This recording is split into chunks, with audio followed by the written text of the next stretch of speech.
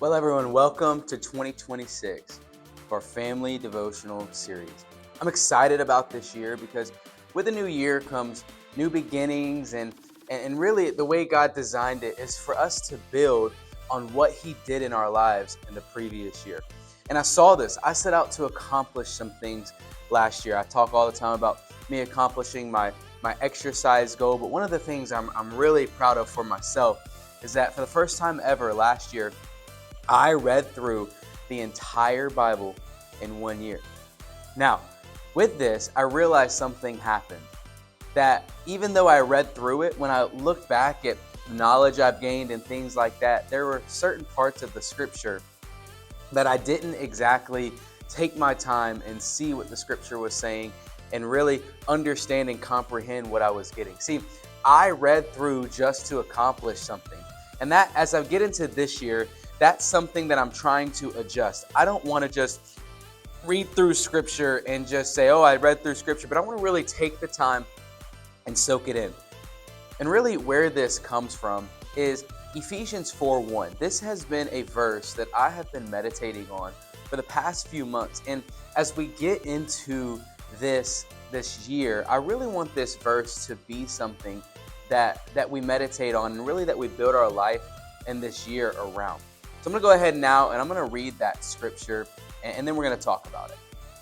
I, therefore, a prisoner for the Lord, urge you to walk in a manner worthy of the calling to which you have been called.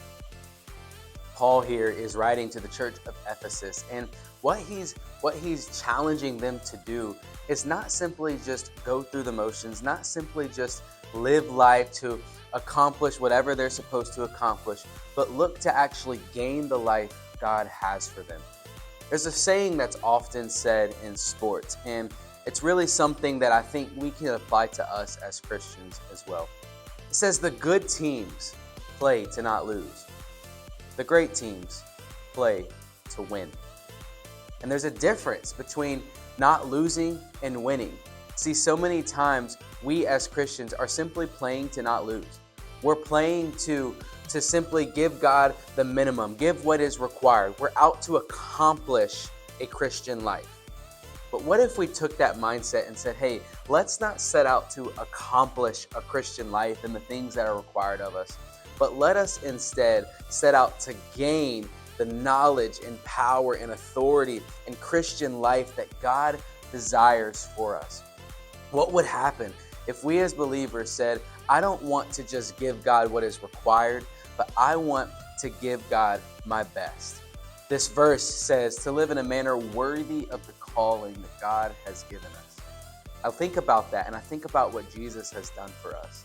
Jesus literally had nails driven through his wrist and through his feet, and a crown of thorns placed on his head and a spear in his side, and he went through so much physical pain, and yet the spiritual pain he went through was so much worse.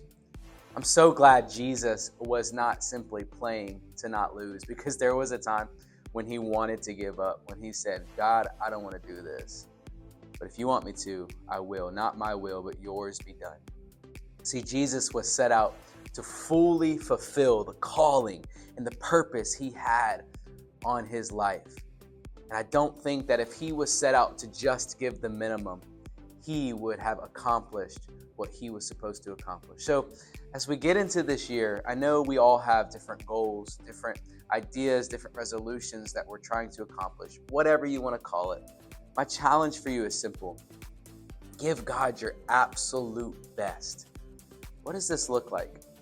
Well, we can talk about what it looks like spiritually in your personal life. And in terms of specifically, you have to work out for yourself what that looks like. But we can talk about what it looks like just for the general Christian. It's the difference between saying, I read 5 verses in the Bible and saying, hey, this is what I read and this is what God spoke to me. Both of which you're reading the Bible, but in one instance, you're playing to not lose. In another instance, you're playing to win and gain the life God has for you. It looks like saying, instead of saying, hey, I prayed for 15 minutes, it's saying, man, I really connected with the heart of God, and this is where he's leading me, and this is what he's speaking to me. How about when it comes to church, when it comes to a body of believers. It's the difference in saying, yeah, I watched the family devotional just so you can get a box of candy, and saying, I use the family devotional to encourage my parents and my siblings to come together so that we can discuss the things of God in the house together. I encourage you this year, get back to this being a family devotional, not something you just watch on YouTube so you can get a free box of candy. These are just examples that we could go on and on about, but I think you get the point. I want you to meditate this week on these things. What does it look like to live a life worthy of the calling that God has for you? And what does it look like to, in this Christian life, not simply live and do what God's called you to do, to not lose, but to actually set out to win and be who God called you to be? What does it look like to not give God the minimum, but to give God your best? Let's talk about these things now in our family discussion question.